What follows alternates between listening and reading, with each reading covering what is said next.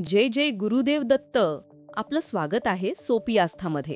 2026 मध्ये कोणत्या राशीनं आर्थिक वाढीचा योग आहे, कुणाचं भाग्य चमकणार आहे आणि कुणाला मिळणार आहेत नवीन संधी. चला तर मग जाणून घेऊया कोणत्या राशी राहणार आहेत 2026 मध्ये धनलाभाच्या बाबतीत लकी. 1. वृषभ म्हणजेच टॉरस. 2026 हे वर्ष वृषभ राशीसाठी अतिशय शुभ आहे. शनी आणि गुरु दोघेही आर्थिक स्थैर्य वाढवणाऱ्या स्थितीत असतील. नवीन गुंतवणूक, जमीन, घर किंवा वाहन खरेदीचे योग दिसत आहेत. आर्थिकदृष्ट्या आत्मविश्वास वाढेल आणि जुन्या अडचणींवर मात करता येईल. 2. सिंह म्हणजेच लिओ. सिंह राशीवाल्यांसाठी हे वर्ष नवीन संधी घेऊन येणार आहे.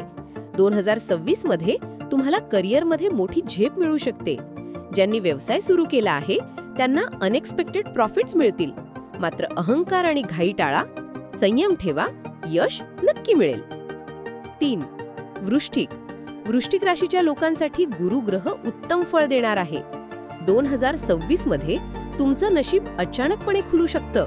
लॉटरी, शेअर मार्केट किंवा जुनी प्रॉपर्टी यामधून फायदा होऊ शकतो.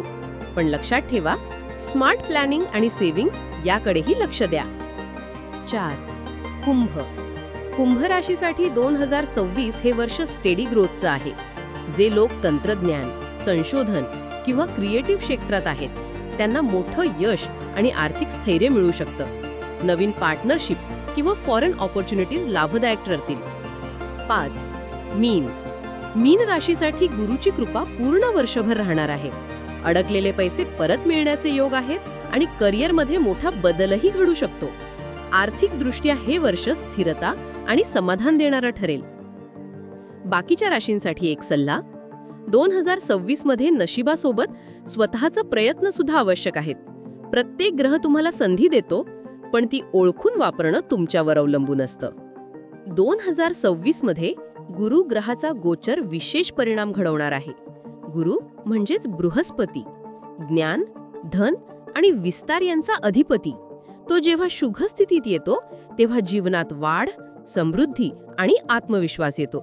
मात्र शनी परिश्रम, जबाबदारी आणि शिस्त शिकवतो. या दोन्ही ग्रहांचा समतोल 2026 मध्ये अनेकांना आर्थिकदृष्ट्या स्थिर करणार आहे. आता थोडं राशीनुसार उपाय. वृषभ राशी. शुक्र तुमचा स्वामी ग्रह आहे. शुक्राला प्रसन्न करण्यासाठी शुक्रवारी मातेला पांढऱ्या फुलांचा हार अर्पण करा आणि रोज ओम शम शनश्चराय नमः हा मंत्र किमान 11 वेळा म्हणा. सिंह राशी. सूर्य तुमचा स्वामी ग्रह आहे. दररोज सकाळी सूर्याला पाण्याचं अर्घ्य द्या आणि ओम घृणी सूर्याय नमः हा मंत्र उच्चारा. वृश्चिक राशी. मंगळ तुमचा स्वामी ग्रह आहे. मंगळवारचा उपवास किंवा लाल चंदनाचं दान केल्याने आर्थिक अडचणी कमी होतील. कुंभ राशी. शनी तुमचा स्वामी ग्रह आहे. शनिवारी गरिबांना काळे उडीद किंवा तेलाचं दान करा. यामुळे नशिबाची गती वाढेल आणि अडथळे दूर होतील. मीन राशी. गुरु तुमचा स्वामी ग्रह आहे. गुरुवारी पिवळ्या कपड्यांचा वापर करा आणि शक्य असल्यास गुरुवारच्या दिवशी वडीलधाऱ्यांना आदर द्या, कारण तेच तुमच्या ग्रहाला बळ देतात.